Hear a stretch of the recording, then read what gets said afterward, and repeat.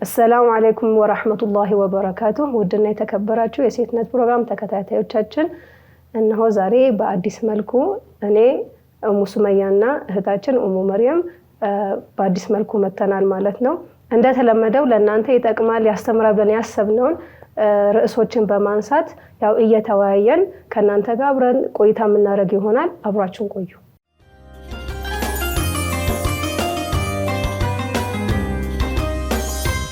ተመልካቾቻችን ተመልሰናል። ዛሬም እንደተለመደው ለእናንተ ይሆናል ይጠቅማል ብለን ያሰብነው ርዕስ ይዘን መተናል። ኡሙ መርየም ያው ዛሬ ልናነሳ የፈለግነው ርዕስ ምንድነው ከተባለ በአሁኑ ጊዜ ከሌላ ጊዜ በበለጠ ማለት ነው በጣም እየተስፋፋ ማለትም እንደ ወረርሽኝ በቃ ማለትም ሁሉም ቤት እየነካ ያለ ማለት ብንልም ማካበድ በማይሆንበት ሁኔታ ላይ የተስፋፋ ነገር አለ። እሱ ምንድነው ፍቺ የሚለው ነገር ነውና ያው ናቃለን በዲናችን ፍቺ የሚፈቀድ ነገር ቢሆንም እንደተገለጸልን አብغضul ሐላል ኢላላህ ነው። ሐላል ሆኖ ራሱ አላህ ዘንድ ሱብሃነሁ ወተዓላ የተጠላ ነገር ነውና ኢንሻአላህ ዛሬ እሱን ያው በስፋት ለተመልካቾቻችን ምናነሳ ይሆናል ማለት ነው። አዎ ኢንሻአላህ ካየነው መፈቀዱ በራሱ ራሱን ችሎ ጸጋም የሆነበት ሁኔታዎች አሉ። ለምን ፍቺን የማይፈቅዱ አንዳንድ ሃይማኖቶች አሉ። አሁን ካየን ይሄ ሮማን ካቶሊክ የምንለው ሃይማኖት ላይ አንድ ከተጋቡ ጭራሽ ፍቺ የሚባል ነገር የማይፈቀድበት ሁኔታዎች አሉ።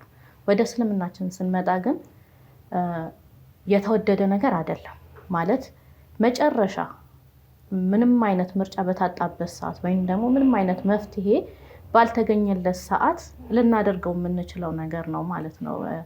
በቃ ምንም ምርጫ በማይኖርሽ ሰዓት ሄደሽ መጨረሻ ላይ የምትደርሺበት አንድ ላይ መኗኗር ሳትቺ አንዳንዴ የእውነትም አብሮ መኗኗር ማይቻልበት ሁኔታዎች ይፈጠራል። በዛ ሰዓት እንግዲህ ምን ማድረግ ይቻላል? ሐላል ሆኖ ተፈቀደልን እንዳልሽው የተጠላ ነገር ነው ማለት የሚበረታታ ነገር አይደለም። የተጠላ ነገር ነው መጨረሻ ሊሆን የሚገባ ነገር ነው እንጂ ካልሆነ በቃ ተብሎ የመጣልን መፍትሄ ነው ማለት ነው። ስለዚህ እንደ ሌሎች ሃይማኖቶችም እስልምና አይከለክለውም። ግን ደግሞ ሲፈቅደውም እንዴት ነው በማበረታታት አይደለም የተፈቀደልን እንዴት ነው የተጠላ ነው። ምርጫ ከታጣ ብቻ የምንወስደው እርምጃ ይሆናል ማለት ነው። ያው ማለትም አሁን ፍቺ ስንል ልክ እንደተናደድሽ በቃ ተነሳሽ ፍታኝ በቃ እንዳልፈታሽ ምንለው ነገር አይደለም። የራሱ የሆነ ፕሮሰስ አለ። አላህ ሱብሓነሁ ወተዓላ ቁርአን ላይ አስቀምጦልናል አይደለ? እናንተ የምታምኑትን ይዳኘናል ብላችሁ የምታስቡትን በሱም በባልዮም በሚስቴው በኩል ተጠርቶ ታይቶ ተፈትሾ ያው በባህላችንም ሽማግሌ እንደምንለው ታይቶ ተደርጎ ግን መጨረሻ ላይ ሐቂቀተን ሁሉም ነገር አድርገው ግን ያው ግዴታ የሚባል ነገር የለም። ትሞክራለሽ ካልሆነ ግን መጨረሻ ላይ ሁለቱም አዲስ ቻንስ የሚሰጣቸው ሶሉሽን ነው ማለት ነው። እና እዚህ ጋር ማይፈቅዱ ፍቺን የማይፈቅዱ ሃይማኖቶች አሉ ስትይ አንድ ከዚህ በፊት የሰማሁት ታሪክ ነበር። እሱም በእንግሊዝ ሀገር ድሮ ላይ ማለት ነው ከመቶዎች ዓመታት በፊት ማለት ነው ሄንሪ 8ኛ የሚባል ንጉስ ነበራቸው። እና ይሄኛው ያው እንደምታውቂው በንግስና ጊዜ ወንድ ልጅ ካልተወለደልሽ መታወርሽም ስለሌለ ለሌሎች ምንድነው ይሄ ለአፈንጋጭ ግሩፖች አለ ለማይፈልጉ ሰዎች መንገድ መክፈት ነው። እንትን ሪቮሉሽን ምናምን ይነሳብሻል። እና በጣም አስጨንቆት ሚስቱ በቃ የምትወልደው ሴት ነው እንጂ ወንድ ልሰጠው አልቻለች። ከዛ ኋላ እዛው ፓላስ ውስጥ አንድ የወደዳት ሴት ነበርና እሷን ባገባትስ ብሎ አሁን እሷን ለማግባት እነሱ ደግሞ ሁለተኛ ሚስት አይፈቅዱም ታውቂያለሽ። ግዴታ አንደኛው መፈታት አለባት። በእነሱ ደግሞ ጋብቻ ላይ መፍታት የሚባል ነገር አልነበረም በዛን ጊዜ። ንጉስ ሆይ ደግሞ ነገርየው ደግሞ ይከራል። እና በዛን ጊዜ እንግሊዞች በምን ይተዳደሩ ነበር? በሮም ባለው ቸርች ነበር የሚተዳደሩት የነበረው። እና ዋነኛው ስልጣን ያለው ማን ነው? ከንጉሱ የበለጠ ራሱ ማለት ይቻላል የጳጳሱ ወይንም የቄሱ ነው ስልጣን ያለው። እና ፍቃድ ይጠይቃል። ፍቃድ ሲጠይቅ ጳጳሱ አልፈቀደለትም። ከዛ አሰበበትና ለምደው ሁሌ ለነሱ ተገዢ ምን ሆነው በሚለው ማለት ነው ከነሱ ስልጣን ተገንጥሎ የራሱን እንግሊዝ ውስጥ የራሱን ቤተክርስቲያን አቋቋመ። ከዛ ኋላ ፍቺን ፈቀደ ማለት ነው። አሁን እንግዲህ ወደዚህ የገፋው ምንድነው አንዳንዴ ማይሆን ነገር ይሆናል ብለሽ ስታምኚ ወደ ሌላ ነገር ይማራሻል ማለት ነው። ዲናችን የተሟላ ነው። ምንም እንከን የሚወጣለት አይደለም። የእውነትም የማይቻልበት ምክንያቶች ሊኖር ይችላል፣ ወይንም ደግሞ ሁኔታዎች ይፈጠራሉ አብረሽ መኗኗር ማትችይበት ሁኔታዎች ማለት ነው። ያን ያለሽ ብቸኛ ምርጫ ፍቺና ፍቺ ብቻ ሊሆን ይችላል። ለዚህም ነው ሸሪዓችን የፈቀደው ማለት ነው ይሄንን ጉዳይ። በድሮ ጊዜ ካየን ፍቺ ነውር ነበር። በራሳችን እድሜ እንኳን ካየን ልጅ ሆነን የሆነ ተፋቱ ሲባል ስትሰሚ የሆነ መደንገጥ ነገር ነበረ። ደግሞ ሰምተሽ ማታውቂው አዲስ እንግዳ ነገር ነበረ የሚሆንብን ማለት ነው። አሁን ግን ካየን በጣም እየተበራከተ እየለመድነው መተናል ማለት ነው። እሱ ብቻ ሳይሆን ትልልቅ ልጅ አደረሱ ብለሽ ካሁን በኋላ አይፋቱም ብለሽ ያሰብሻቸው ሰዎች ራሱ ተፋቱ ሲባል ትሰሚያለሽ። አንዳንድ ሰዎች ምን ይመስላቸዋል? እስልምና ፍቺን ስለሚፈቅድ ፍቺን የሚያበረታታ አድርገው ያስቡታል ማለት ነው። የሌላ ሃይማኖት ተከታይ ሰዎችም ሊሆኑ ይችላሉ። እስልምና ፍቺን አበረታቶ አይደለም፣ ፈቅዶታል። ቅድም እንዳነሳ ነው የፈቀደው። ተጠልቶ ነው የተፈቀደው። ተፈቀደ ማለት ማበረታታት አይደለም። ግን ደግሞ ምርጫ ሲታጣ ማድረግ የምትችይው ነገር ከሌለ የመጣ ሶሉሽን ነው። ይሄ ግን የሚሆነው ዲናችንን ካየን ቀጥታ አልተስማሙም የሚፋቱ አይደለም። ዲናችን ያመጣልን ፕሮሲጀሮች አለው፣ የምትሄጂው ነጥቦች አሉ። አለመግባባቶች ሲኖሩ እርስ በርስ ለመፍታት ትሞክሪያለሽ።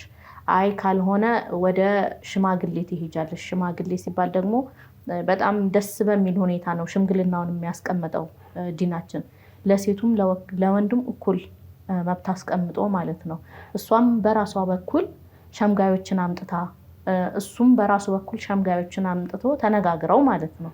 አንዳንዴ እንዴት ነው ንዴት ላይ ስትሆኚ፣ ጸብ ላይ ስትሆኚ እርስ በርስ ራሱ ቃላት መቀያየር እኮ አትችይም አይደለም፣ መግባባት አትችይም ያኔ። ስለዚህ ሸምጋዮቹም ሲመጡ በረጋ መንፈስ ተነጋግረው መፍትሄ ያሉትን ደግሞ እንዴት ነው ሽማግሌ ነገርሽንም እኮ ተቀብለሽ ትፈጽሚያለሽ። ያ ሁላ መንገድ ተሂዶ ከዛ ቃዲ ሰምቶት ሽማግሌ ሰምቶት መፍትሄ ካልተገኘለት ነው ወደ ምን የሚሄደው? ወደ ፍቺ የሚሄደው ማለት ነው። እና ማለት እስልምና ፍቺን እንደፈቀደ ፍቺን እንደሚያበረታታ ነገር ተደርጎ እንዳይታሰብ ለማለት ያህል ነው። ግን አሁን ስታዩ በጣም የሚያሳዝን ሁኔታ ላይ ነው ያለነው። አሁን በሀገራችን እንኳን ብዙ ሙስሊሞች ላይ ምን ያክል ፍቺ ይከሰታል የሚለው እንደዚህ የጎላ ጥናት የተደረገ ባይኖርም ወይንም ባናገኝም ባናየም እኛ አሁን አረብ ሀገር ላይ ያለው የፍቺ መጠን መብዛቱ በጣም ነው የሚያስደነግጥሽ። ከድሮ ጀምሮ አሁን ያለው በጣም በቃ እያደረ የፍቺ መጠኑ እየበዛ ነው። ለምሳሌ አሁን የአረብ ሀገሮችን ጥናት ብናይ አሁን በ2025 እና በ2026 በተደረገው ማለት ነው። ለምሳሌ ኩዌት ሀገር ብናይ ማለት ነው በአመት 7300 ፍቺዎች ይከሰታሉ። በዮርዳኖስ ብናይ ደግሞ 23705 ፍቺዎች አለ በየአመቱ። ሳውዲ አረቢያ ጋር ብንመጣ 57595 ሰው በየአመቱ ይፋታል። ግብጽ ጋር ስንመጣ ደግሞ በጣም የሚያስደነግጥ ቁጥር ነው። በየአመቱ 273892 ሰው ይፋታል። ስንት እየተጋባ ነው ማለት ነው። በጣም ያስደነግጣል። ግን ምንድነው ኩዌትን ካየናት ቁጥሩ ትንሽ ልትይቻለሽ፣ ግን ፖፑሌሽናቸው በጣም ትንሽ ነው ኩዌቶቹ። እና ስታነጻጽሪው ከግብጽ አሁን ፖፑሌሽናቸው በጣም ስለጨመረ ነው እንደዚህ የተጋነነ ያለው። ግን አሁን ኩዌት በየአመቱ ከሚያገባ ሰው አንጻር ጋር ሲታያይ ፐርሰንቱ ሲሰራ ከግብጽም የኩዌት ነው የሚበልጠው። ፖፑሌሽናቸው ትንሽ ስለሆነ በአረብ ሀገር ውስጥ በጣም ፍቺ ይከሰትበታል ከሚባሉ አገራቶች ውስጥ ማን ሆኖ ይገኛል? ኩዌት እንደ ግንባር ቀደምነት ይጠቀሳል። ያው በየጊዜው ነምበሩ ፍላክቹዌት እያደረገ ጥናቱ ቢቀያየርም ግን ኩዌት በቃ ብዙ ፍቺ አለባት ከምትባል አረብ ሀገር ውስጥ አንዱ ነው። የግብጽን ደግሞ እንደዚህ ያገነነው ምንድነው? ፖፑሌሽናቸው በጣም ብዙ ስለሆነ ቢሆንም ከ2010 ጀምሮ ያለውን ብታይ አሁን ያለንበት 2026 አይደለም ቢታይ ማለት ነው በ83% ፍቻቸው ጨምሯል። ከጊዜ ወዲህ ከ10 አመት ውስጥ ማለት ነው። ለምን በፊት ማለት ነው 2010 በቃ በ10 አመት ወዲህ 80% ጨመረ ማለት ይሄ በቃ በጣም እንትን ነው። ሪሰንትሊ ነው እንዲህ በጣም ፍቺ የበዛው በጣም ያሳያል። እና ወደ ስንቀይረው ወደ ምንድነው ቀን ስንቀይረው ኩዌት ሀገር ውስጥ በቀን 20 ሰው ይፋታል። ዮርዳኖስ ውስጥ 65 ሰው ይፋታል። ሳውዲ አረቢያ ውስጥ 157 ሰው በቀን ይፋታል። ግብጽ ሀገር ውስጥ ደግሞ 750 ሰው በቀን ይፋታል። በጣም የሚያስደነግጥ ነገር ነው። ከባድ ነገር ነው። በጣም ያስደነግጣል። ማለት ራሳችንን ተመልሰን እንድናይ የሚያደርገን ነገር ነው።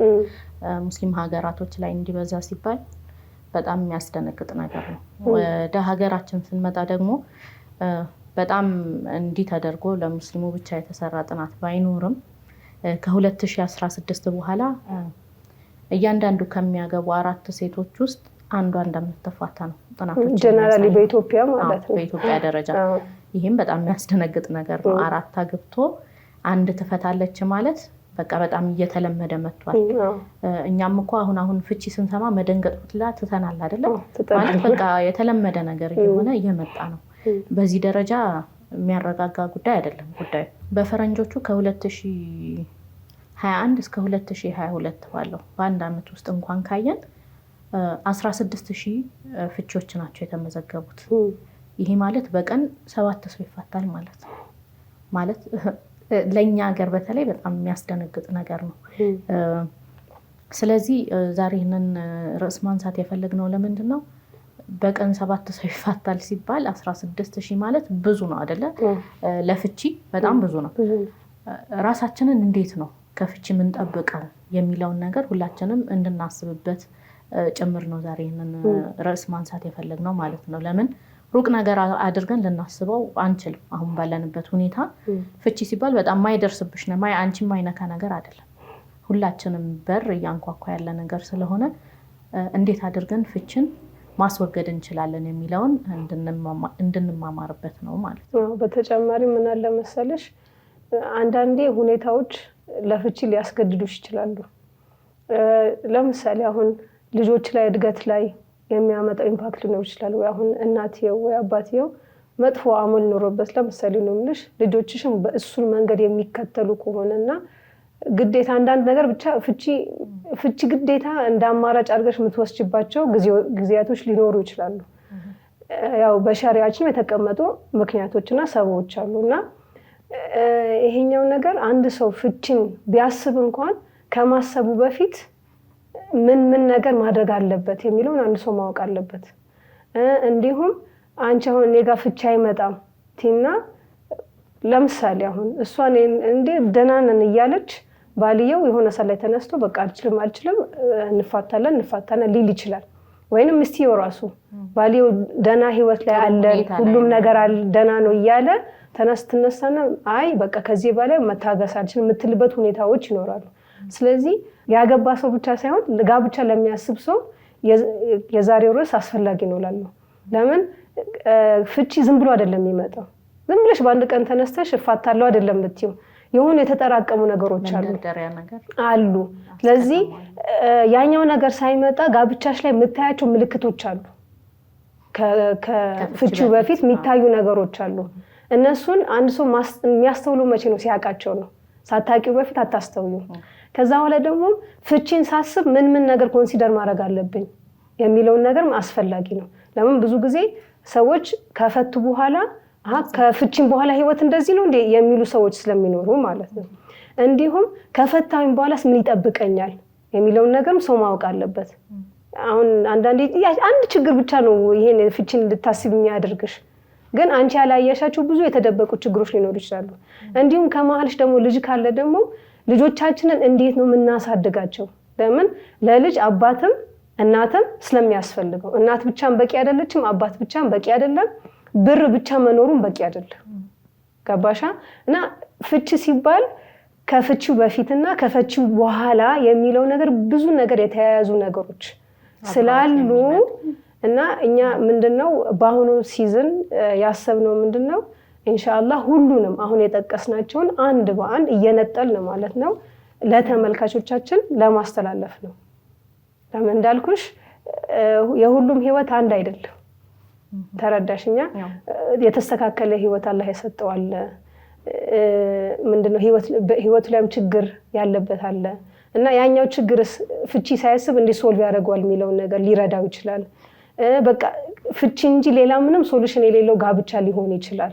እሱን ሲሆን ደግሞ ምን ማሰብ አለብኝ የሚለውን ነገር ሰው ማወቅ አለበት። ስለዚህ ኢንሻአላህ በዚህ ሲዝናችን ምን እንደምናደርገው እነዚህን ሁሉ አንድ በአንድ እየከፋፈልን የምናይ ይሆናል ማለት ነው።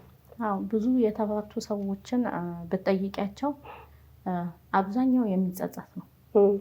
ምን ነው በትዕግስት ባልፈው በነበረ አሁን ላይ ሆኜ ሳየው የሚያፋታ ነገር እኮ አልነበረም። ምን ነው ቸኮልኩኝ ልጆቼን በተንኩኝ የሚል ሰው ነው የሚበዛው ማለት ነው። ይሄ ምንን ያመላክተናል? ሰዎች ሲፋቱ አንደኛ ከልባቸው እንዳልነበሩ፣ ሁለተኛ ደግሞ እንዳልሽው ከዛ በኋላ የሚመጣውንም ነገር አውቀውት አይደለም። ጊዜው ላይ ኢሞሽናል ሆነው ወይንም ደግሞ እሱ ብቻ ነው መፍትሄ የሚመስላቸው፣ መፋታት መፍትሄ ስለሚመስላቸው ነበር የሚፋቱት ማለት ነውና ያው የኛ ፕሮግራም ሴትነት ነው። አሁን ላይ ይዘነው የመጣነው አርእስት ወይንም ደግሞ ቶፒካችን ሴቱንም ወንዱንም እንደዚሁም ደግሞ ወጣቱን በተለይ ትዳር ያሰቡትን ገና ወደ ትዳር የገቡም ቢሆኑ ያልገቡም ቢሆኑ ለምን አስቀድሞ ማወቅ ነው። በቃ አሁን ላይ ትኩረታችን ምንድነው? አስቀድመን ማወቅ። ፍቺ ሲባል እከሊት ተፋታች፣ ኧረ ተፋቱ ሳይሆን ከምን ተነስቶ ነው ወደ ምንስ ይወስዳል የሚለውን እንደዚሁም ደግሞ የመፍትሄ ሀሳቦችንም ጭምር ነው ይዘን የመጣ ነው። ስለዚህ ተመልካቾቻችን ከኛ ጋር እንዲሆኑ በትኩረት እንዲከታተሉ እሱ ብቻ ሳይሆን ደግሞ ሼር ኮፒ እንዲያደርጉ እናሳስባለን። ለምን ሁሉንም ማህበረሰብ የሚነካ ጉዳይ ስለሆነ። ያልሽው እውነት ነው። ፕሮግራሙ የሴትነት ፕሮግራምም ቢሆን የዛሬ በኮማ ወንድነትም የሚለው መግባት ያለበት ነገር ነው። ለምን በፍቺ ሴት ብቻ አይደለም የምትጎዳው፣ ልጆች ብቻ አይደለም የሚጎዱት። ብዙ ሰው ማያውቀው ነገር ባልም ስለ ልቦናዊ ጉዳት ይደርስበታል። ፍቺ ሲከሰትበት ስለማያሳዩት ነው።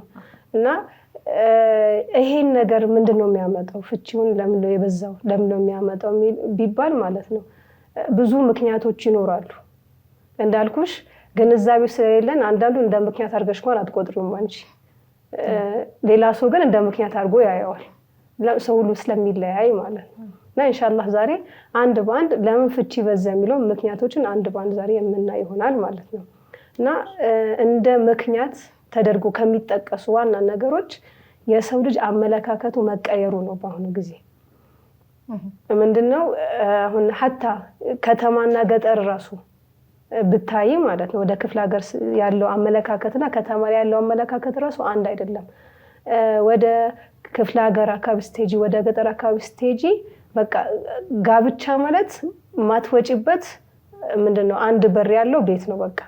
እና የፈለገው ነገር ባልየው ቢያደርጋት ሰትራ ደብቃ የፈለገው ነገር ነው የፈለገው ስልሽ እስከ መጨረሻው ማሰብ ትችያለሽ። ቤት ውስጥ ቢሰራ ሰትራ ደብቃ ትኖራለች። ነገርየው ወደው አይደለም። ለምን ችላት ነው። ለምን ሰው ምን ይለኛል የሚለው ነገር በጣም ስለሚያሳስባቸው በቃ ሰው እንዳያቅብኝ እኔ ልጎዳ እንጂ ገበናይ እንዳይወጣ ሰው እንዳያቅብኝ ነው። ወደ ከተማ ስትመጪ ደግሞ ሰው ምን ይለኛል ይሉንታ የሚለው ነገር እየቀነሰ መጥቷል። እኔ ነኝ የምቀድመው። ከራስ በላይ ነፋስ። እኔ የተሰቃየሁኝ ለሰው ለምን ፈገግ ብዬ ጥሩ ህይወት አሳያለሁ። በቃ ካጠፋች خلاص ለምን አንድ ላይ ምንኗኗረው የሚለው አመለካከት በጣም እየበዛ ስለመጣ የሆነ ሰልፍ ሴንተርድ የምንለው ማለት ነው። በቃ ሁሉም ነገር ከራስ ጋር ማያያዝ፣ ልጆችን ማታስቢም፣ ቤተሰቦችሽን ማታስቢም አለ አይደል? እኔ ካለሁ ነው እነሱ ራሱ የሚኖሩት የሚለው አመለካከት አሁን ይሄ ትክክል ነው ይሄ ስህተት ነው ለማለት ሳይሆን ያለውን እያስቀመጥን ነው። ዛሬ ጀጅ እያደረግን ሳይሆን ለምን በዚህ የሚለውን ምክንያት እየተናገርን ነው። እና ይሄ ለማህበረሰብ አመለካከቱ እየተቀየረ ስለመጣ ድሮ ነውር ተደርጎ የሚታየው በቃ አሁን ኖርማል ነው። በቃ አልሆነም ትለያያለሽ፣ እሱም ሌላ ይሞክራል፣ አንቺም ሌላ አግብተሽ ህይወትሽን ታያለሽ ነው በቃ። ይሄኛው ነገር ስለበዛ በአሁኑ ጊዜ ፍቺ ለመብዛቱ አንድ ምክንያት ይጠቅሱታል ማለት ነው። ይሄኛው ገና ከጅምሩ እኮ ከሆነ ትኖሪያለሽ፣ ካልሆነ ትተይዋለሽ። ቤተሰብም እንደዛ ብሎሽ ነው የምትገቢው። አሁን ላይ ያለው ሁኔታ እንደዛ ነው። ይሄ መቻቻል፣ ሰብር ማድረግ የሚለው ነገር ኮምፕሊትሊ እየጠፋ ያለበት ሁኔታ ላይ ነው ያለው። በጣም አላህ ይሁነን ነው። ሀታ ምን ይባላል እንደሚባል ታውቂያለሽ? አግቢ ሲባል አይ ደህና ሰው ካልሆነስ ቆይ ደህና ሰው ላግኝ እንደ ምክንያት ሲጠቅሱ ማለት ነው።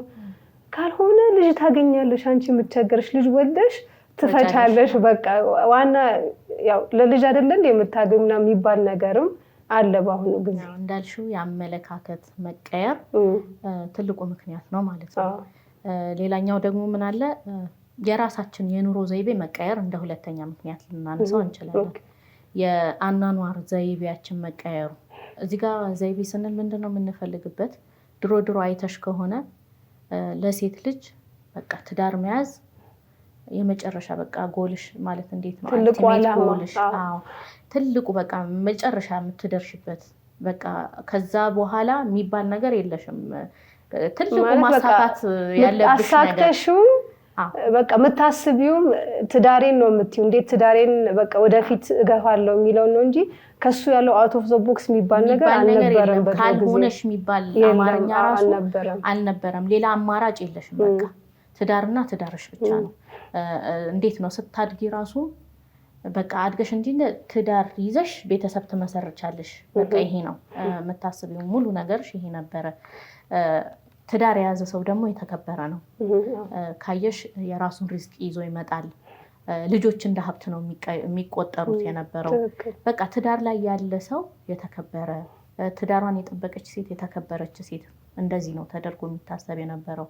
ማህበረሰቡ የነበረው አመለካከት ይሄ ነው። የኑሮ ዘይቤውም ይሄ ነው ማለት ነው። ታገቢያለሽ፣ ትወልጃለሽ፣ ልጆችሽን ታሳድጊያለሽ፣ ቦታ ታደርሻለሽ። ይሄው ነው የነበረው የኑሮ ሳይክልሽ ይሄ ነው። አሁን ላይ ግን እንዴት እየተደረገ እየታሰበ መጥቷል? ትዳር ማለት ከብዙ ነገሮች የሚያሰናክልሽ ጉዳይ ወይንም ደግሞ እንቅፋት የሚሆንብሽ ጉዳይ ተደርጎ እየታሰበ መጥቷል። ማሳካት የምትፈልጊውን ነገር ማሳካት ከምትፈልጊው ነገር ወደኋላ የሚጎትትሽ ወይም ደግሞ የሚያቋርጥሽ ነገር ነው ተደርጎ እየታሰበ ያለው። አይተሽ ከሆነ ብዙ ቤቶች ላይ አሁን ትዳር ከመሰረትኩኝ በኋላ በቃ ያሰብኩትን ማድረግ አልቻልኩም የሚሉ ድምጾች እየበዙ መጥተዋል። አታ እኮ አንቺ ራሱ ሰው ስትመክሪ ማድረግ የምትፈልጊውን ጨርሰሽ ግቢ ነው የምትይው። አሁን ደስ ነው። ለምን አንዴ ካገባሽ አንድ እግርሽ ተይዟል፣ ልጅ ከወለድሽ ሁለት እግርሽ ተይዟል ነው የሚባለው። መንቀሳቀስ አትችይም ነው። ድሮ ግን ሌላ ነገር ትዳር የያዘች ሴት ሌላ ነገር አታስብም። በቃ ሙሉ ፎከሷ ትዳሯ ላይ ነው።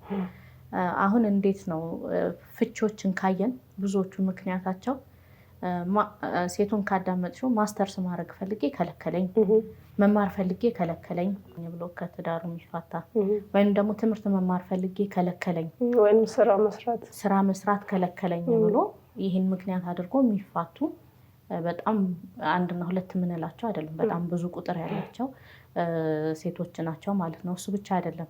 በጣም በሚያስገርም ሁኔታ ከጓደኞቼ ጋር መውጣት ከለከለኝ፣ ጓደኞቼን አታግኝ ያለኝ። እሱ ብቻ አይደለም፣ ኳስ ማየት ከጓደኞቼ ጋር ከለከለኝ ብሎ የሚፋታው በወንዱም ሳይድ አለ። ይሄ የሴቱ ችግር ብቻ ሳይሆን በወንዱም ጋር ነው።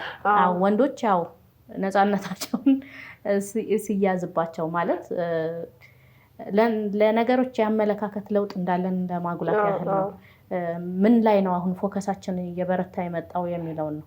ስለዚህ አሁን ስታወሪው አንዳንድ ነገር ትንሽ ይመስላል፣ ግን በእውነት የብዙ ትዳሮች መፍረስ ምክንያት እየሆነ ያለ ጉዳይ ሆኗል ማለት ነው። ስለዚህ የኑሮ ዘይቤያችን መቀየሩ በራሱ ምን እየፈጠረ ነው? ለትዳር ያለን አመለካከት እንዲቀየር ወይም ሰው ሳክሪፋይስ የሚለውን ነገር እየተወው ነው። ድሮ እኮ ትዳርሽ ከሚፈርስ ብዙ ነገር ትችያለሽ፣ በጣም ብዙ ነገር ትችያለሽ፣ በጣም ብዙ ነገርም ታጫለሽ።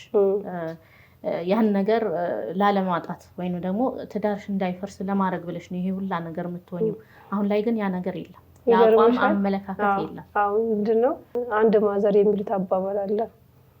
በእነሱ ሀገር እንትና የሚለብሱት ጥቁር ልብስ አለ እናቶች የሚለብሱትና እኛ እኮ እሱን ልብስ ነን ይላሉ። ማለት ሴት ማለት በቃ እንደዛ ጥቁር ልብስ ነን ይላሉ። ማለትም ባልሽ የፈለገው ቢልሽ ይሳደብሽ፣ ልጆችሽ የፈለገው ቢያረጉ ሁሉንም ነገር ችለን ነው የምንኖረው፣ ግን አይታይብንም፣ አናሳይም። አዎ በቃ እንደሱ ነው የሚሉት። ግን ይሄኛው ነገር በአሁኑ ጊዜ በጣም እየቀረ መጥቷል። በወንዱም ሳይድ አሁን ሴት ብቻ ትችላለሽ ማለታችን አይደለም። ድሮም ወንዱም ሴቱም በቃ ቤቱን ማፍረስ አይፈልግም። በጣም ትልቅ ነውርም ነበረ። አንቺም ራስሽም በህይወቴ አልተሳካልኝም በቃ ምንድነው ፌሊየር ነው የሚባለው ራሱ እንዴት ነው ተከባዶ በጣም ከኮሚኒቲውም እኮ ወጣ ያልሽ ሰው ነው የምትሆኚውና ያው ሁለተኛ ምክንያት ነው ብለን ልናነሳ የፈለግነው ምንድነው የአመለካከት ለውጥ ትዳር ላይ ምንድነው የሚጠበቅብኝ ማሳካት አለብኝ ወይም ደግሞ ይሄ ትዳሬን ያፈርሳል የሚለው አመለካከታችን ራሱ ኮምፕሊትሊ ተቀይሯል ማለት ነው።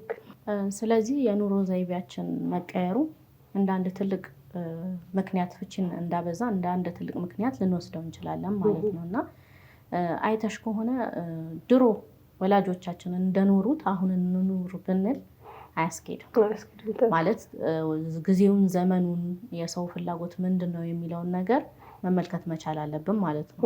አባትሽ እናትሽን እንዳኖራት አሁን ያገባት ሚስቱን እንደዛ ላኑርሽ ቢላት አይዛለቁም ሩቅ አይሄዱም። ለምንድነው በዛ ጊዜ የነበረው የኑሮ ዘይቤና አሁን ያለው ተቀይሯል። ስለዚህ ያ ነገር እዚህ ጋር አይሰራም ማለት ነው። የማይቀየር አንድና አንድ ነገር ሸሪዓዊ ሁክሞች አይቀየሩም። ሸሪዓዊ ሁክሞች አሁን እንዴት ነው ሴቶች አላህ ይጠብቀንና አንዳንድ ቦታ ላይ አወቅን ሲሉ የሆነ የሚከብዳቸው ነገሮች አሉ። ለምሳሌ ለመቀበር ራሱ የሚከብዳቸው ያለ ፍቃድ ከቤቱ መውጣት የሚለው ነገር ሌሎችም አሉ። ግን ሆኖም ግን ዲናችን ሁሌ ማስታወስ ያለብን ለሁሉም ዘመን የሚሆን ዲን ነው። ደግሞ ዲን አንዱን ከአንዱ አያስበልጥም። አላህ Subhanahu Wa Ta'ala ባል ከሚስት የበለጠ ሐቅ አለው ሲባል የራሱ ሒክማና ምክንያት አለው። እሱ ሚዛን ሲበላሽ በህይወትሽ ደስታ የምታገኝ እንዳይመስልሽ። ይሄ ግልጽ የሆነ ነገር ነው። ግን ምንድነው ሸሪዓችንም እኮ ይላል አሁን የሴት መብት ተብሎ ይቀመጣል። ባቡ ኒካህ ላይ እኮ ዑለማዎች ያስቀምጡታል። የባል መብትም ተብሎ ይቀመጣል። ግን ምንድነው የሚሉት መብቴ አትበሉ። አንቺም የተወሰነ ተይለት እሱም የተወሰነ ይተውልሽ። ትዳር ላይ እኔ ብቻ የሚሆን ነገር አይሰራም። በቃ ትዳር ሲባል ሁለት ነሽ ከዛም በላይ ሌላ ቁጥር ልትጨምሪ ነው የተገናኘሽውና እኔ የሚል አመለካከት በጣም አደገኛ የሆነ አመለካከት ነው። እንዳልሽው ነው ሸሪዓ ለሁሉም ዘመን እንዲሆን ተደርጎ የመጣ ነው። ጊዜ የሚያልፍበት ነገር አይደለም። ወይንም ደግሞ ለወደፊት የተሻለ ከሱ የተሻለ ነገርም አይመጣልን። ስለዚህ በፊትም ይሁን አሁንም ለወደፊትም የሸሪዓ ህግጋቶች የሸሪዓ አህካሞች አይቀየርም፣ መቼም አይቀየርም ማለት ነው።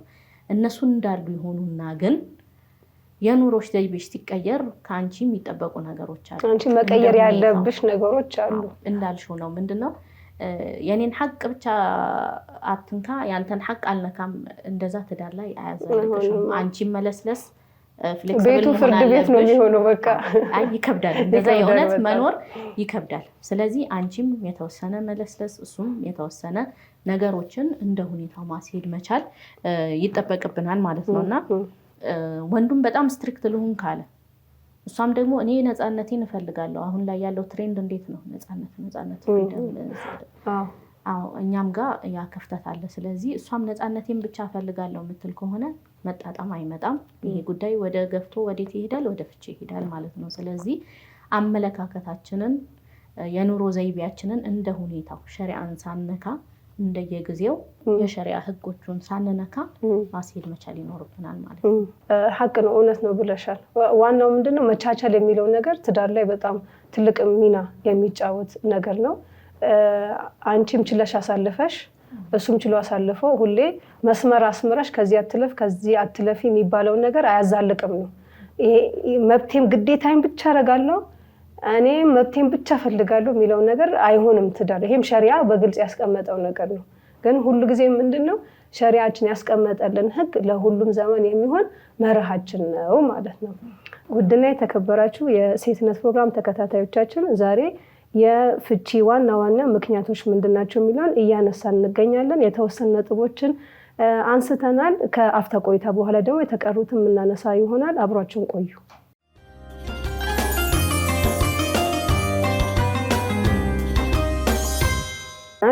ውድ ተመልካቾቻችን እንዳልነው ጋብቻ በብዙ ምክንያቶች የሚከሰት ነገር ሲሆን እነሱ ምክንያቶችን እየዘረዘን እንገኛለን ማለት ነው። የተወሰነውን ጠቅሰን ነበር አይደለም ማይረም? እና ያው ቆጥረሽው አጨርሽው ከቤት ይለያያል። ግን ያው እኛ ዋና የሚባሉትን ብዙ ቤትን ሊያፈርሱ ሰበብ የሆኑትን እየጠቀስን ነው ያለ ነው። እና ብዙ ጊዜ ያው ጋብቻ ሲባል ዋነኛ ሰበብ አድርጎ የሚመጣልሽ ራሱ መክዳት የሚለውን ነገር ነው አይደለ? ቀጥታ አሁን መክዳት ካለ ብዙ ጊዜ ጋብቻዎች አይዛለቁም፣ ወደ ፍቺ ነው የሚሄዱት። አሁን ባለንበት ጊዜ መታገስ የሚባለው በቀነሰበት ጊዜ ቀጥታ ያለምንም ድርድር ወደ ፍቺ ነው የሚሄዱት። እና መክዳት የሚለው ነገር ግን እኛ ስናስብ አንድ ነገር ነው የሚመጣልሽ። ይሄ ትክክለኛው መክዳቱ አላህ ምንድነው ትልቁ ሐራም ከሰው መግደል በኋላ ትልቅ ሐራም ያደረገው ዝሙቱን ነው የሚመጣልሽ ማለት ነው። ግን መክዳት ስንል እንደዚህ የገዘፈም ላይሆን ይችላል። ለምሳሌ አሁን ሶሻል ሚዲያ በተሰራጨበት በአሁኑ ጊዜ ማለት ነው ምን አለ ይሄ ቻት የሚባል ነገር አለ። እሱ የሚታየው አሁን በቃ አካላዊ ሐራም ነገር አልሰራሁም ዝሙት አልፈጸምኩም የሚለው ነው የሚታየው እንጂ ሚስቱን እዚህ አጠገቡ ቁጭ አድርጎ ከስንት ሴት ጋር የሚያወራለ። ማውራት ስልሽ ኖርማል ወሬ አይደለም ብልሽ መጀናጀም ምን ያው ቲቪ ስለሆነ ቃሉ መጠቀም ስላልፈለኩኝ ነው ፕሮፐር ስላልሆነ። ግን ለሚስቱ መስጠት ያለበት ጊዜ ለልጆቹ መስጠት ያለበት ጊዜ ስልክ ላይ ያሳልፋል። ይሄ በሁሉም አገር ላይ ባለማችን ላይ ችግር እንደ አንደኛ ችግር ተብሎ ከሚጠቀሱ ውስጥ አንዱ ይሄኛው ነው። እሱ የሚታየው በቃ ያኛውን ትልቁን ነገር አለመስራቱ ነው እንጂ ይሄኛው በእውነት ትዳርን ከስር ነቅሎ ከሚያበላሹ ዋነኛ ምክንያቶች ውስጥ አንድ ነው። ይሄ ሰው እኮ ሰውነቱ ነው ያለው እንጂ አቅሉ የለም ሄዷል ማለት ነው። እና እንዴት ነው የፈለገው ነገር ሚስቱ ብታረግለት ልጆቹ ቢያረጉለት አቴንሽን አይሰጣቸውም። ይሄ ደግሞ በጣም ቤተሰብን የሚጎዳ ትዳሩ እንኳን ቢኖር ውስጡ የተፈረካከሰ የፈረሰ ትዳር ነው የሚሆነው። እንዲሁም በተቃራኒው ሴቷም ባላ እያለ ከብዙ ወንድ ጋር የሚያወሩ ሴቶች አሉ። ይሄ ወንዶች ጋር ብቻ ያለው ነገር አይደለም። እና መክዳት ስንል ይሄ ትልቁን ብቻ እንዳናስበው ይሄ ቻት የሚባለው ራሱ አንዳንድ ሰው ምን ይልሻል መሰለሽ እኔ እኮ ሐራም ነገር አላወራሁም ሊልሽ ይችላል ቻቱ ላይ ማለት ነው።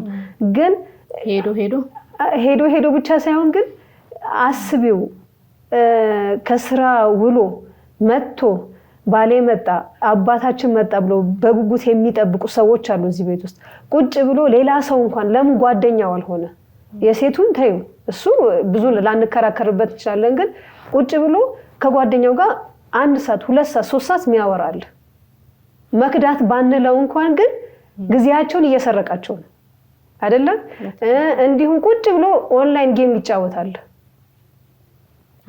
ገባሽ? አሁን ይሄ መክዳት ባንለው ችግር ይሄ ነው ይመስለኛል። መክዳት ባንለው እንኳን ግን ይሄ በትክክል ፍቺ ሊያመጣ የሚችል ትልቅ መንስኤዎች ከሚባሉ አንዱ ነው። ሚስትም ባልም ጊዜ መስጠት የሚለውን ነገር ወራሽ አለመኖር ማለት ነው። ይሄ የሌለ ሰው ይሻላል። አንዳንዴ ቢያንስ ትለምጂዋለሽ አትቃጠሚ። እያየሽ ሁሉ ትቃጠያለሽ። የእውነት እያየሽ አለ ብለሽ እየጠበቅሽው ሳይኖር ሲቀር ይሄ በጣም ትልቅ ችግር የሚፈጠር ነገር ነው። አሁን እንዳልሽው መክዳቱ እንዳለ ሆኖ አሁን ላይ ደግሞ በጣም ትልቅ ችግር እየሆነ እየመጣ ያለው ምንድነው? ሶሻል ሚዲያው። ሶሻል ሚዲያ ስንል አሁን ቀለል አድርገን ነው አይደለም የምናወራው። የብዙ ትዳሮች መፍረስ ምክንያት እየሆነ መጥቷል ማለት ነው። ለምን? አንደኛ አሁን እንደጠቀሽው የቤተሰብን ጊዜ ይሻማል ብቻ ሳይሆን ይወስደዋል። ሙሉ በመጠቅልሎ ወስዶታል ማለት ይቻላል። ሰውየው አለ ፒክቸሩ ራሱ ነው እንጂ ያለው ውስጡም ካንቺ ጋር የለም፣ ልቡም ካንቺ ጋር የለም። እንደ ትዳር እኮ አንቺ ከዛ ሰው የምትፈልጊው ነገር አለ፣ እንዲሞላልሽ የምትፈልጊው ክፍተቶች አሉ። ልጆች በተለይ በሚኖሩ ጊዜ በተርቢያ ጉዳይ እንደዚሁም ደግሞ እነሱን ማስተማር መማሩ ላይ ባለው ሂደት ሁላ ያን ሰው ትፈልጊዋለሽ። ያን ሁላ ነገር ሲያጎድልብሽ በጣም ግጭት የሚፈጠር ጉዳይ ይሆናል ማለት ነው። እሱ ብቻ ሳይሆን ይሄ ሶሻል ሚዲያ የምንለው ነገር ምን አይነት መርዝ እየረጨብን ያለው፣ በህይወትሽ ደስተኛ እንዳትሆኝ ሁል ጊዜ የሰው ህይወት ማየት፣ ይሄ ትልቅ ችግር እየፈጠረ መጥቷል። ለምን? እንዴት ነው? አንዳንዴ እኮ አለማወቅ ጸጋ ነው የሚባል ነገር ሰምተሽ ታውቂያለሽ? አዎ የእውነት ጸጋ ነው። እንደ ቤትሽ ባለሽ ቤትሽን መስለሽ ትኖሪያለሽ። ግን ሁልጊዜ የሰው ህይወት የምታይ ከሆነ ከራስሽ ጋር ማነጻጸር ትጀምሪያለሽ ማለት ነው።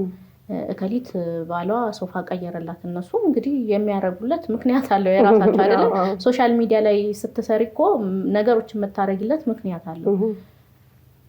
እንትና ሶፋ ተቀየረላት፣ አንተ ምንጣፍ እንኳን ገዝተህ አታውቅም፣ ይሄው 10 ዓመት አለፈ ማለት ሴቱ ራሱን ከምን ጋር ማነጻጸር ጀምሯል። ወይንም ደግሞ ወንድም በዩ ራሱን ከምን ጋር ማነጻጸር ጀምሯል? እዛ ሶሻል ሚዲያ ላይ ከሚያየው አካል ጋር ማነጻጸር ጀምሯል ማለት ነው። ይሄ ትልቅ ችግር እየፈጠረ የመጣ ያለ ጉዳይ ነው ማለት ነው።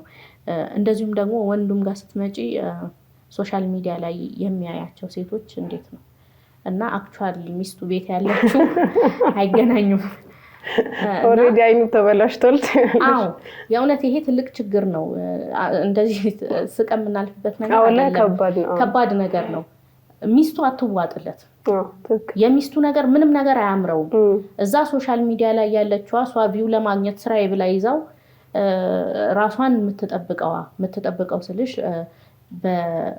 ቤት አያያዝ ይሁን ብዙ ነገር ነው አይደል የሚቀርበው እዛ ጋር። ቤት አያያዝ ይሁን የምግብ አሰራር ይሁን ወይም ደግሞ ሰውነትሽን የምትጠብቂበት ቆዳሽን ፀጉርሽን የምትጠብቂው ነገር ያን ያይና ከዛ አንቺ ዝርክርክ እንዲማረግ ኩጆችሽ እንጂ ያረጉ አንቺ እንዲማረግ አቅቶሽ ምን ነገር ይመጣል ማለት ነው። ያቺም ሞዴል አይቶ ራስሽን ስለማትጠብቂ ነው። ምግብ ስትበላ ሁላ የሚናደድ ወንድ አለ። ዝም ብለሽ እህል አታግበስብሺ አታይም ወይ ኩጆችሽን ብሎ ለሚስቶቻቸው ሊንክ የሚልኩ አሉ ማለት። ይሄ ትልቅ በሽታ ነው። የራስሽ ህይወት በቃ አይጥምሽም። ሁሌ ምን ማየት ትጀምሪያለሽ? እዛ ላይ ያለው ነገር ያ ታቅዶ እኮ ቪዲዮ ነው አይደል ተሰርቶ ስንት ኤዲት ተደርጎ ስንት ነገር ወጥቶለት አንድ ነገር እንደ ስራ ስትይዩና እሷ እኮ ይሄን ቤቷ አሁን ስታጸዳ ወይንም ሰውነቷን ጠብቃ ስታሳይሽ ብዙ ነገር እዛ ጋር የምታዋቸው ነገሮች አሉ። ያላየው ብዙ ነገሮች አሉ። አንድ ነጥብ ነው ፎከስ አድርጎ የሚያሳዩሽ። ቤት ያለችው ግን ልጅ አለ፣ ቤት ማስዳት አለ፣ ምን አለ። እሱ እንዳላት ሚስት ሆናለሁ ካለች እኮ ይሄ ሁሉ ይቀራል። አይሆንም ማለት ንጽጽር ያልኩሽ ይሄ ነው። ከሪያሊቲ ጋር አይደለም እየተነጻጸርሽ ያለሽ ደግሞ ፌክ ከሆነ ነገር ጋር ራስሽን የምታወዳድሪው የምትፈልጊው ስታንዳርድሽ የምታረጊው ያን ነው። እንትና ከሊት እንትን ላይ ያለች ቲክቶክ ላይ ይኸው ዱባይ እየሄደች ነው የምትዝናናው ባለዋ እየወሰደ እኔን ካፌ ወስደኛ አታውቅም ብሎ ግጭት መፈጠር በጣም ብዙ ነው ስልሽ። ለትዳርሽ መፍረስ ራሱ የዚህ አይነት ነገሮች ምክንያት እየሆኑ መጥቷል። ሶሻል ሚዲያ ላይ ያየነውን ነገር የእውነት አይተን አምነን ተቀብለን ከራስሽ ህይወት ጋር ደግሞ ማነጻጸር ትልቅ በሽታ እየሆነ የመጣ ጉዳይ ነውና ይህን ራሱ እንደምን እንድናነሳው እንችላለን። ትዳር የሚፈርስበት ምክንያት ሌላኛው ትልቅ ከመክዳት ካልሹ እንዲያውም በማይተናነስ ሁኔታ ይህም ትልቅ ምክንያት እየሆነ እየመጣ አው ደግሞ ይሄ ሶሻል ሚዲያ ጋር ወይንም አሁን የቻት ምናምን ባልነው ነገር ማለት ነው። ምን አይነት ምን አለ መሰለሽ አሁን ያው ባልም ከሴቱ ከሚስቱ የሚጠብቀው ነገር አለ፣ ሚስትም ከባሏ የምትጠብቀው ነገር አለ። ለምሳሌ አሁን ሴቶች ታውቂያለሽ ከወንዶች በበለጠ የሆነ የፍቅር ቃል ምናምን መስማት አይዞሽ አመሰግናለሁ እነዚህ ቶሎ ይገዛቸዋል፣ ቶሎ ልባቸውን ይሰርቃቸዋልና ይሄ ቻት የምታረገው ሰውዬ ጋር ያኛውን ነገር በእርግጠኛነት ታገኘዋለች። ለምን ቻት ነው፣ ምንም በአካል አልተገናኙም፣ ህይወታቸው መርጃ አላረገም፣ ሪያሊቲ ላይፍ ውስጥ አይደለም ይሄኛው ቻት ያለውና ቻት ላይ ሰውየው ያለው አንድ ነገር ምንድነው መሳሪያው ጥሩ ቃል ለሷ ጣል ማድረግ ነው። ገባሻ? ስቲከሮች ምናምን ይልክላታል፣ አበባ ይላክላታል በፎቶ ምንም እሱ ስራ ምንም ምንድነው ኤፈርታ የሚያስፈልገው ነገር አይደለምና በቺ ነገር ብቻ ቀን ሙሉ ለፍቶላት የሚመጣን ባለው ዜሮ ነው የምታረገው። ለምን ዋና እሷ ቀለቧን የጆሮ ቀለቧን እያገኘች አይደለም። ከዛ በዚህ ምክንያትም ብዙ ሴቶች ያው ለፍቺ የሚደረጉ ሴቶች አሉ።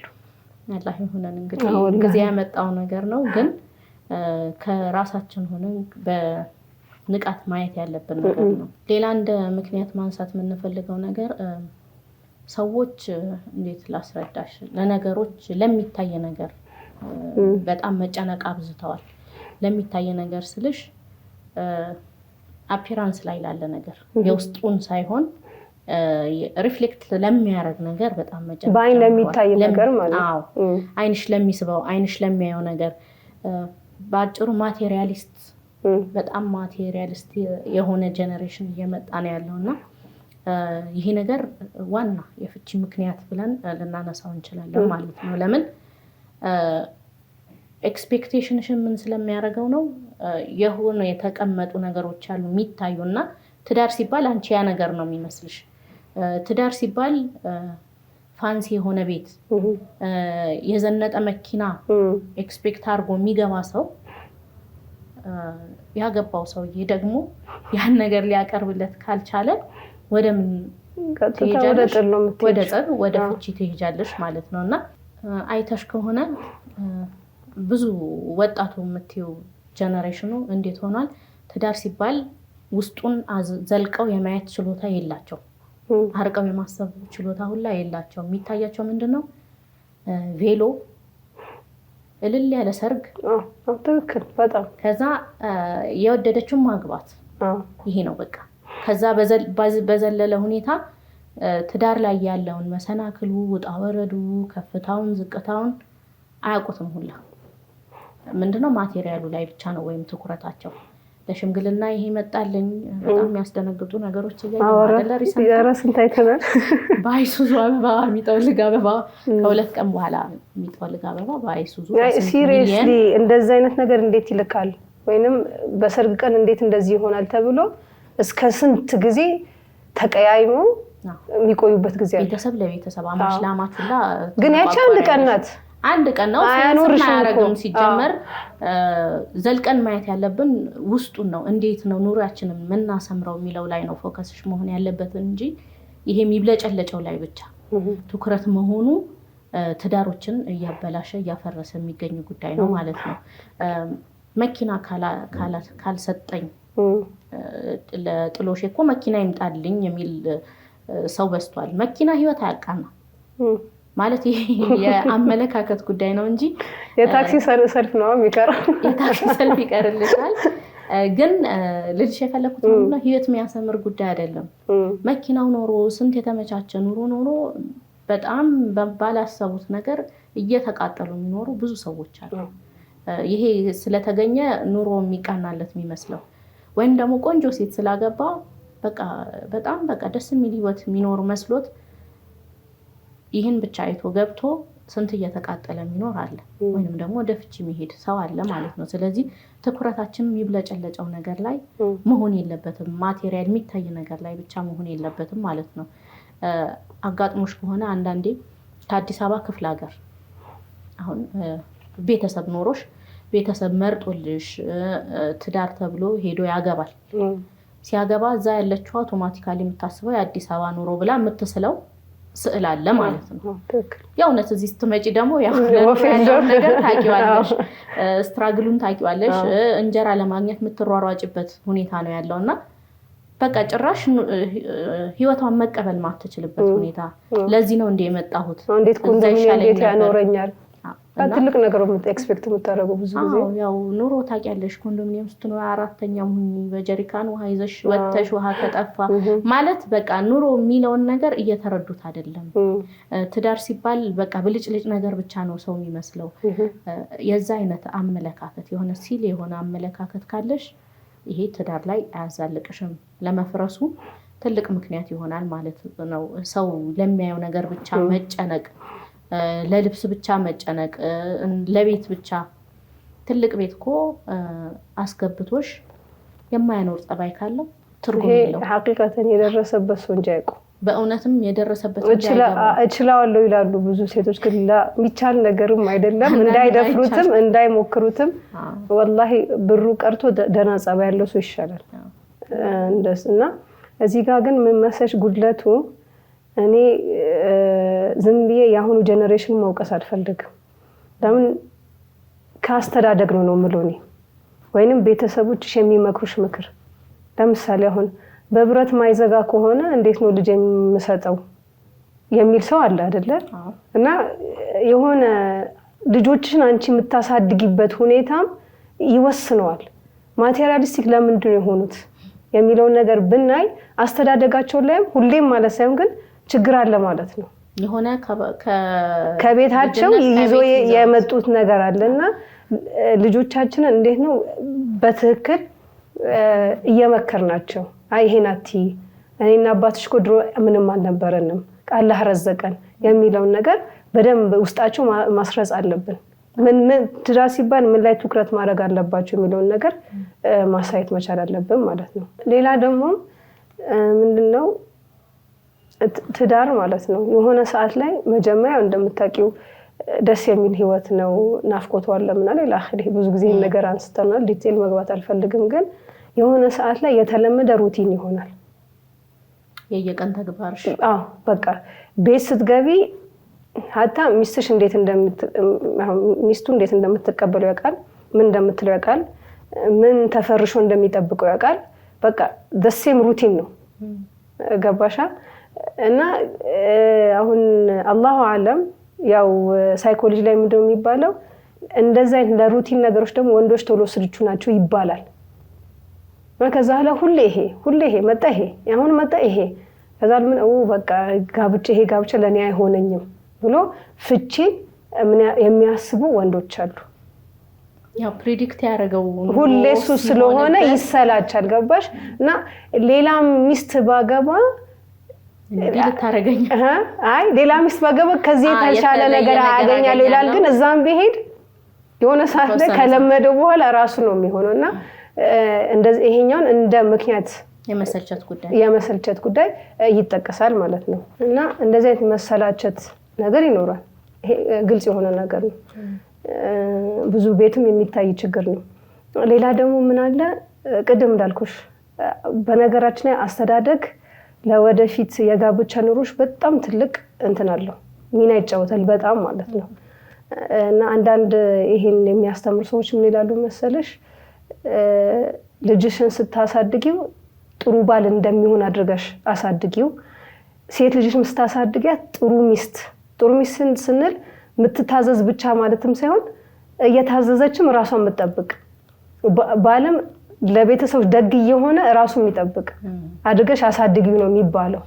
እና አሁን ብዙ ጊዜ በእኛ ባህል ካየሽ እንዴት ነው ልጅ ሊናገር ዝም በል ጸጥ በል ትልቅ ሰው እያለ ማውራታችን የሆነ ሀሳቡን ፍሪሊ እንዲገልጽ አድርገን ልጆቻችንን አናሳድጋቸው።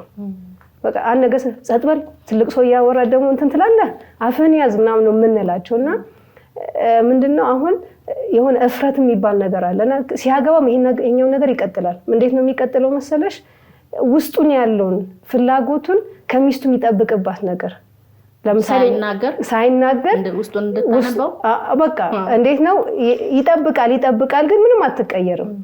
ለምሳሌ አሁን እሱ ደስ የሚለው ያለባበስ ስታይል ሊኖር ይችላል፣ የፀጉር ስታይል ሊኖር ይችላል። አሁን ጋብቻ ላይ እንደዚህ አይነት ነገር ላይ ማፈር አይገባም። ለምን መጨረሻ ሄዶ የት ነው ወደ ፍቺ ነው የሚወስድሽ። አንዱ በጣም ለተጋቡ 12 ዓመት ሆናቸዋል እና በቃ ካሁን በኋላ ምን ያልቻልኩም በቃ እፈታለሁ ብሎ ይሄ ሜሪጅ ካውንስለር የሚባሉ ሰዎች አሉ። እነሱ ጋር ሄዶ ሲያማክር እሺ ምክንያት እንቀረኛለሁ። ሰውየው ትልቅ ሰው ነው፣ ያሁኑ ጀነሬሽን እንዴት እንደሚያስብ ስለሚያውቅ ማለት ነው። ምክንያት እንቀረኛለሁ ምንድነው አለ ሚስቴ አለ ከተጋባንበት ጊዜ ጀምሮ እስከ ዛሬ 12 ዓመት ሆኗታል። የልብስ ስታይል ራሱ የምትጠቀመው ሽቶ ራሱ ምንም ነገር አትቀየርም። በቃ እኔ ሰለቸኝ አልቻልኩም ማለት ይሄ ነው ምክንያት። ይሄ ነው ምክንያቴ። ታዲያ ለምን አስነግራትም? ቀላል ነገር እኮ ነው ሲለው ለመቀየር የሚያስቸግር ነገርም አይደለም ሲጀመር ፊቱ አስጠላኝ አይደለም ያለው ልጅ ገባሻ? ቀላል ነገር ነው እንዴ እንደዛ አይነት ነገር እንዴት ይነገራል? ነውር እኮ ነው እንዴት ብዬ ነው አፍራለሁ አለው ለሰውየው።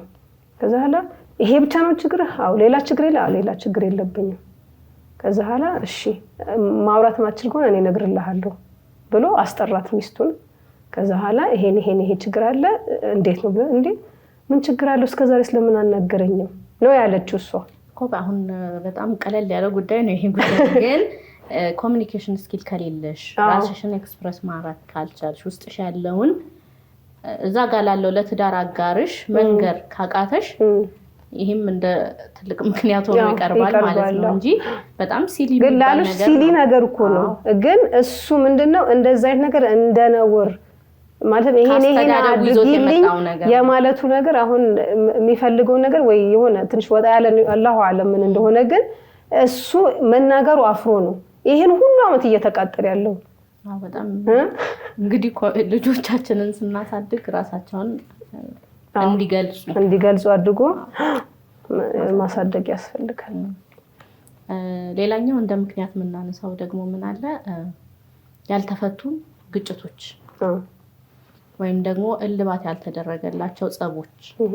አሁን ብዙ ጊዜ አይተሽ ከሆነ በሆነ በተልካሻ በትልቅም በትንሽም ትጋጫለሽ አይደለም? ከዛ ወዲህ ያ ነገር እንዳይደገም ወይም ደግሞ ያ ችግር እንዳይነሳ ሁለተኛ መፍትሄ እናደርግለት። በሰዓቱ ትናደጃለሽ፣ ሪያክት ታረጊያለሽ ወይ ደግሞ ዋጥ ታረጊውና ታልፊዋለሽ። ከዛ ይደገማል ድጋሜ ማለት ነው። እያለ የባሰ እየተደጋገመብሽ ሲሄድ ወደ ምን ይወስድሻል? መጨረሻ ላይ ወደ ፍቺ ይፈነዳል ማለት ነው። ከዛ በኋላ መመለስ ያቅትሻል። ስለዚህ ይሄ ወደ ምን ያመራሻል? ወደ ፍቺ ያመራል ማለት ነው። እና ትንንሽ ጸብ የሚባል ነገር ትዳር ላይ የለም። ወይንም ደግሞ እችለዋለሁ ይሄንማ አልፈዋለሁ በጣም ውስጥሽ የሚረብሽሽ ነገር ከሆነ እንዳላይ ሆኜ ነው ማልፈው ማለት አይገባም ማለት ነው። ከትንሹ ከስር ምን ማድረግ ይኖርብናል? ይህን ነገር መፍታት እንችላለን ማለት ነው። እና ትልቁ ሌላኛው ምክንያት ብለን የምናነሳው የማይፈቱ ጥቃቅን ችግሮች መጠራቀማቸው ማለት ነው። ትናንት ነገሮች ይጠራቀሙና መጨረሻ ላይ መመለሻ የሌለበት እዳ ላይ ጥለናል ማለት ነው። ያው የዝናብ ጠብታዎች ናቸው አይደል ጎርፍ የሚሆኑት፣ እንደሱ ነው። ሌላ ደግሞ ምን አለ መሰለሽ ካልሽው ተጨማሪ ምክንያት ስንጠቅስ ብዙ ጊዜ ገና ሳናገባ ኤክስፔክት የምናደርጋቸው ነገሮች ይኖራሉ። በቃ የሆነ ሁሌ ፍቅር አለ፣ ሁሌ መግባባት አለ፣ ስለው እሺ የሚለኝ እሱም ስላት እሺ የምትለኝ ብቻ የሆነ መስያቸው ነገሮች አሉ። በጣም ኤክስፔክት የምታደርጋቸው ነገር አሉ እና ትዳር ላይ ስትገቢ እድለኛ ከሆንሽ ከ10 3 ልታገኝ ትችያለሽ። አንዳንዴ አንዱንም ላታገኝ ትችያለሽ።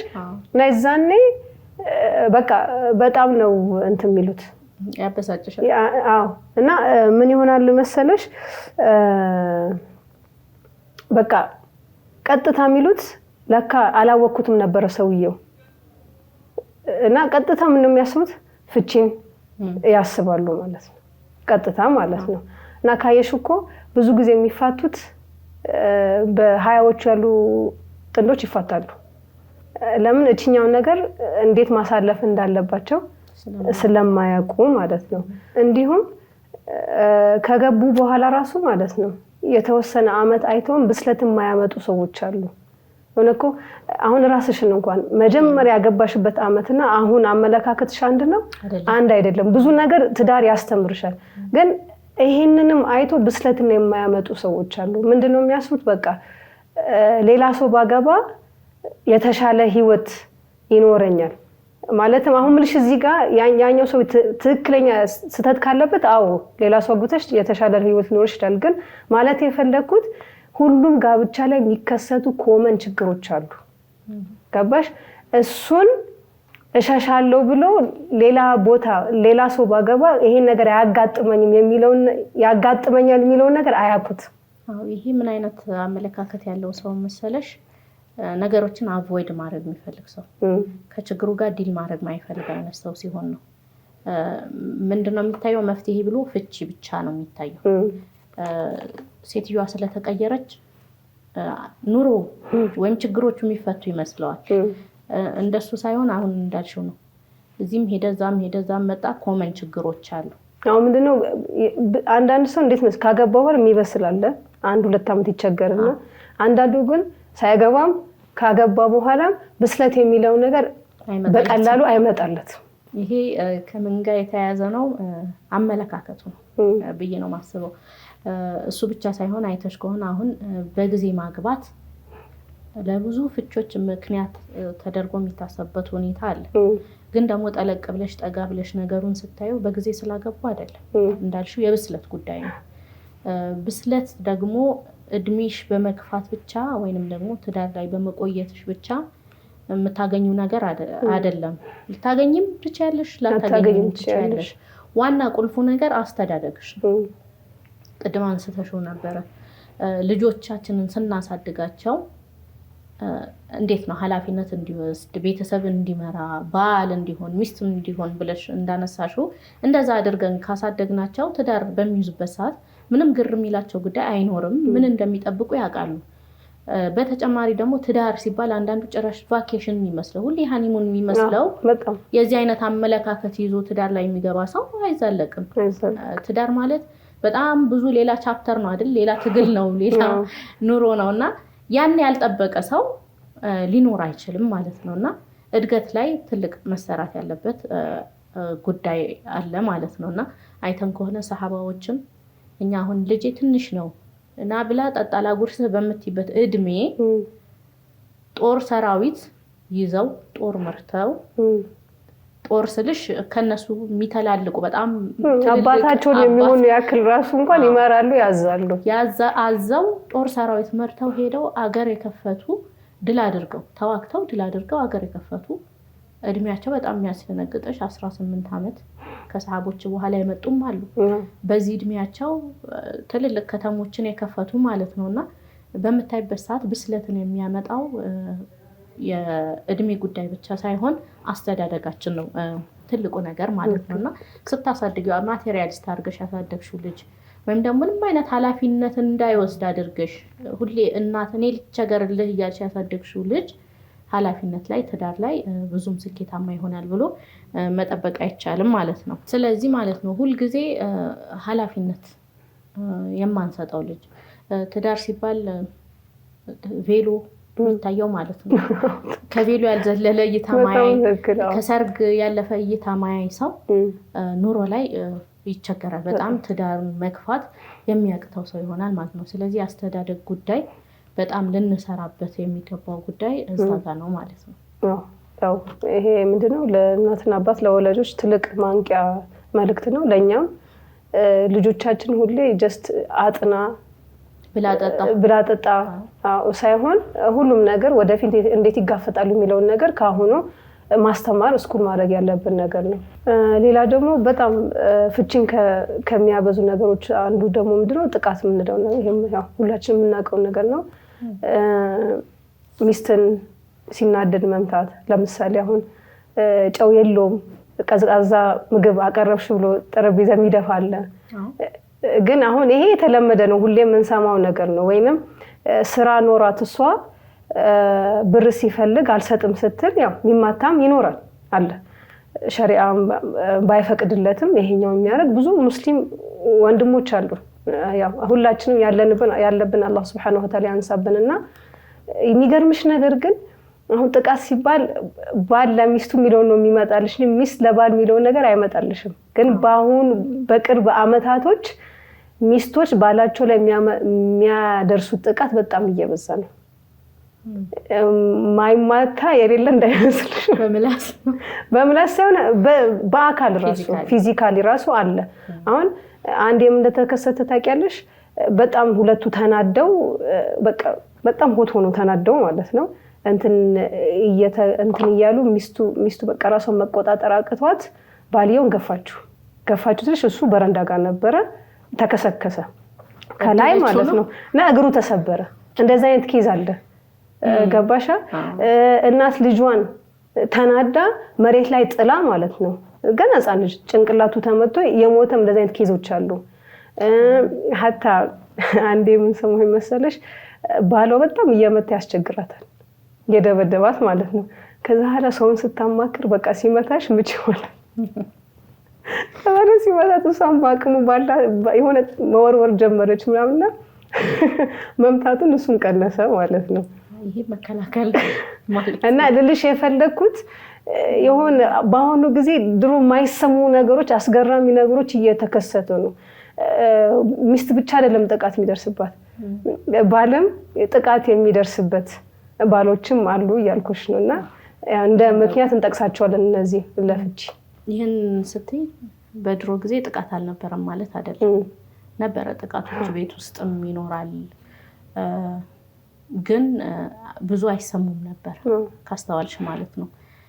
እንዴት ነው እናቶቻችን ካየን ችለው ነው የኖሩት ብዙ ነገር ኢቭን አሁን ቤት ላይ ልጅ ሳያቅ አባት ጠጥቶ መጥቶ እናትን እየደበደባት ልጆች ሳያውቁ አድገው ተድረው የሚወጡበት ሁኔታዎች ነበሩ። ለምን? እናትየዋ ዋጥ አርጋ ችላ ሰትራ ስለኖረች ማለት ነውና ሰው ሁላ አይሰማም ነበር። ይሄ ማለት ጥቃት አልደረሰባቸውም ማለት አይደለም። አሁን ላይ ምንድነው አንቀበልም ነው እንዳልሽው ሴትም ሆነሽ ከተነካሽ ትመክቻለሽ ወይ ደግሞ አጸፋውን ትመልሻለሽ ማለት ነውና ያ ጉዳይ ነው የመቻል ጉዳይ ነው እንጂ ጥቃት ስላልነበረ አይደለም።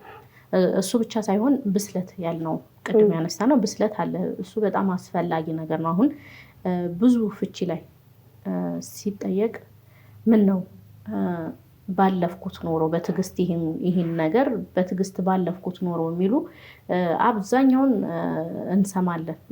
እና ብስለት አስፈላጊ ነው። ብስለት ስንል ምን አይነት ነገር ለማለት ነው የምንፈልገው?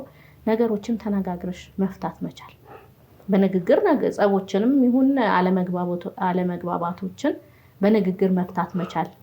ካልሆነም አንዳንዴ ደግሞ መናገር የሌለብሽ በዝምታ የምታልፊያቸው ጉዳዮች አሉ። በዝምታ ማለፍ መቻል። ቅድም እንዳልሽው አብዛኛው ፍቺዎች የሚከሰቱት በ20ዎቹ ዓመት ነው ብለሻል። በ20ዎቹ ብቻ ሳይሆን አብዛኛዎቹ ሌሎቹ ደግሞ የሚከሰቱት በ40ዎቹ ዓመት ነው። አሁን 40 ዓመት የደረሰ ሰውዬ ምን ሆኖ ነው ትያለሽ አይደለ? 20ዎቹ ላይ ያሉት የብስለት ጉዳይ ነው።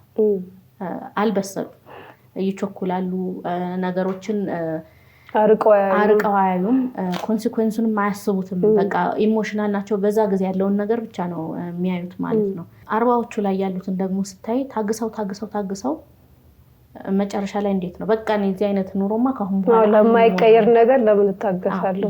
የቀረኝ ህይወት መኖር እፈልጋለሁ። እንደዛ ነው አመለካከቶቹ ማለት ነውና አንዳንዴ ልጅ አድርሰው ትልቅ ሆነው ይፋታሉ ወይ ብለሽ ማታስቢያቸው ሰዎች ሲፋቱ ታያለሽና ብስለትም አስፈላጊ ነው።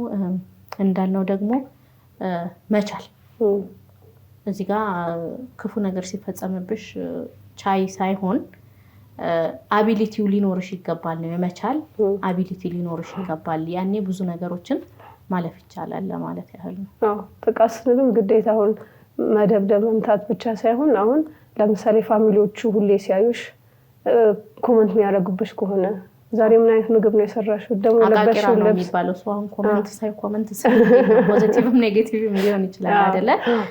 ግን ሁሌ ኔጌቲቭ ነገር የሚናገሩ ከሆነ ወይም ደግሞ ማንነትሽ የሚነካ ነገር ቤትሽ የመጡ በቤትሽ አስተያየት የሚሰጡ ከሆነ አሁን የባል ቤተሰብ ብቻ ሳይሆን የሴትም ቤተሰብ ሊሆን ይችላል። ይሄም እንደ ጥቃት ሊታይ ይችላል እና ድሮም ጥቃቱ ነበር እንዳልሽው። ግን አሁኑ ታዲያ ምንድነው መታገስ የከለከላቸው ብሎ ቢታይ ድሮ እናቶቻችን ብዙ ጊዜ ካየሽ መሄጃ አልነበራቸው። እንዲሁም ይሉኝታን ይፈራሉ። ከዚህ በኋላ ደግሞ ከፈታሁኝ የት እሄዳለሁ? ማንስ ከዚህ ልጅ ሁሉ ጋር ማን ያገባኛል የሚለው አመለካከት ነበረ። በአሁኑ ጊዜ ግን ሴቱም ይሰራል፣ ወንዱም ይሰራል። ለብቻው መኖር ትችላለች። መውደቂያ አላት። አይጨንቃትም። ገባሻ? በቃ የማይሆንላት ከሆነ ቀጥታ በቃ ፍቺ ነው የምታስበው። ለምን ራሴን እችላለሁ፣ ልጆቼን ማሳደጋለሁ። በቃ የሰው ማስተያየት ደንታም አይሰጣትም። ለዛ በዚህ ምክንያት ፍቺው እየበዛ መጣ ማለት ነው። እና እንዴት ነው ትዕግስት የሚከለክላቸው በብዛት ይሄኛው ነው። በአሁኑ ጊዜ እኮ ካየሽ መውደቂያ የሌላት መመለሽ የሌላት እኮ አሁንም ታግሳ ትቀመጣለች እኮ። በአሁኑ ጊዜም ካየሽው ራስም መቻል በራሱ የሚሰጥሽ ኮንፊደንስ አለ፣ ቢልድ የሚያደርግልሽ ሌላ ኮንፊደንስ አለ ማለት ነው። ራስሽን መቻል ማወቅሽ፣ ራስሽን ማስተዳደር፣ ልጆችሽን ማኖርሽ፣ ያን ማወቅሽ ራሱ ሌላ ኮንፊደንስ ይሰጥሻል። እንደዛችኛው አትረገጥም። ነገሮችም አቅልሎ ይታይሻል። የወደፊት ምሰጊው ነገር የለሽም ማለት ነው። ግን ይህ ስንል ሴቶች አይስሩ ለማለት ሳይሆን ግን አሁን ዛሬ ሰበቦችን እየጠቀስን ነው እንጂ ሌላ ነገር አይደለም። እና ያው እንዲህ ያን ያው ሁሉ መጥቀስ ባይችልም አብዛኛውን ለመዳሰስ ሞክረናል። እና በመጨረሻ አንድ ጥያቄ ልጠይቅሽና ምን ይባላል መሰለሽ፣ በብዛት አሁን በአሁኑ ጊዜ ያለው አመለካከት ምንድነው? ይሄ በቤተሰብ የሚሆን ጋብቻ ወይንም አሬንጅድ ሜሬጅ የምንለው ለፍቺ ዋነኛ ምክንያት ነው ብለው ያነሱታል። እስቲ እሱ ላይ አንቺ ምን አይነት አቋም አለሽ? አስተያየትሽ እንዴት ነው በሱ ላይ? ይሄ ትዳር ሲባል እንደምን አድርጌ እንደማስበው ታውቂያለሽ? እንደ እድል እንደድልሽ ነው። አሬንጅድ ስለሆነ የሚፈርስ ወይንም ደግሞ ተዋደሽ ስለተጋባሽ የሚሰምር ነገር አይደለም። ትዳር ላይ ያለ ሰው ያውቀዋል፣ የኖረ ሰው ያውቀዋል። ግን ደግሞ ካየሽ አሬንጅድ የተባለው አይነት ትዳር እናቶቻችን አያቶቻችን የኖሩት ነገር ነው። እነሱን ካየሽ ታሪካቸውን የተፋታ ብዙም የለም ማለት ከስንት አንድ ነው የምትሰሚው። መፋታታቸው ከዚህ ጋር የተያያዘ ነው ብዬ አላምንምም። ይሄ መስማማበት ጉዳይም አይደለም። በፍቅር ስለተጋባሽ ወይንም ደግሞ ቤተሰብ ያዘጋጀልሽ ትዳር ውስጥ ስለገባሽ ትዳር የሚጠምብሽ ነገር የለም። ሁሉም ምንድነው ነሲብሽ ነው፣ አላህ እንዳረገልሽ ነው እንጂ ተዋደው ካልተጋባም ብለው እንደው ቤተሰብ ራሱ እየከለከለ እሷን እንጂ እሱን እንጂ ብለው አግብተው ወራቶች ሳይኖሩ የሚፋቱ በጣም ብዙ እያየን ነው። በጣም ብዙ ማለት በምትደነግጭበት ሁኔታ አገባች ሰምተሽ ሳትጨርሺ ተፋቱ።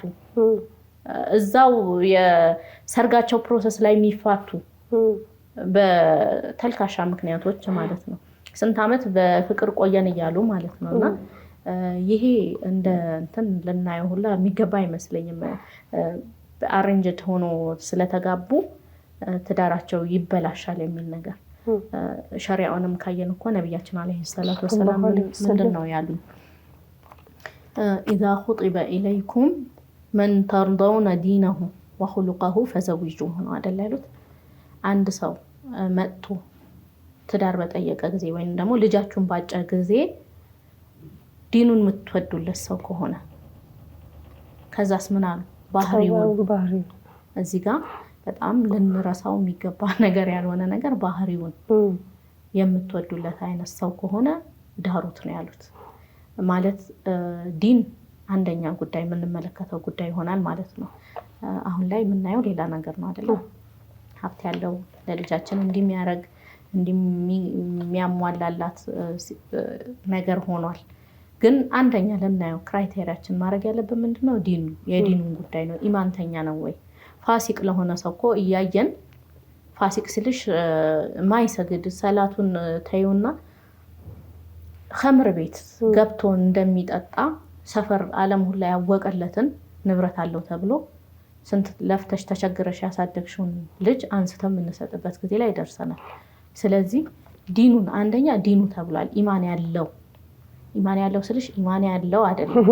ኢማን የእውነት የውስጥ ኢማን ያለው ሰው መሆኑን ካየሽ፣ ከዛ ደግሞ ባህሪ ወሳኝ ነገር ትዳር ላይ ኢማን ብቻ አለው ብለሽ ደግሞ ማያኖር አይነት ሰው መሆን የለበትም። ባህሪ ካለው ባህሪ ስንል ለልጃችን የሚመጥን ባህሪ አለው ብለሽ ካወቅሽ፣ አንዳንዴ እኮ ከልጅሽ ባህሪ ጋር ነው ባህሪ የተባለው ከልጅሽ ባህሪ ጋር የሚመጣጠን ወይም ደግሞ የሚግባባ ባህሪ ካለው ይሄ ወላጅ ነው አይደለም ያዩ።